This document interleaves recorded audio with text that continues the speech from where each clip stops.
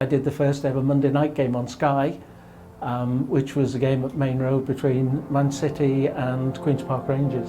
My name's Terry Atkinson. I'm 72 years of age.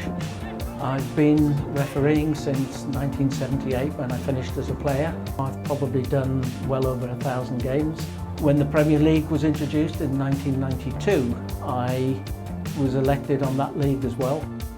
3 weeks ago I had a pacemaker fitted at St Bart's Hospital in London. I'd had an episode just before Christmas, and after a bit of monitoring it was suggested it would benefit if I had a pacemaker. I went with doctor's orders and it was done just about 3.5 weeks ago. Today's the North Wales Coast FA, it's their intermediate cup final. 2 teams, Menai Bridge and St Asaph. For referees, I think people underestimate how much of a fillip it is for referees to get such appointments. It's an important game for the clubs and for the players, and to go home with a trophy. But for referees, it really works out well. And it's nice to have that behind you and have it on the record, so when you retire you can look back. We might not get medals and cups, but at least we have the memories of it.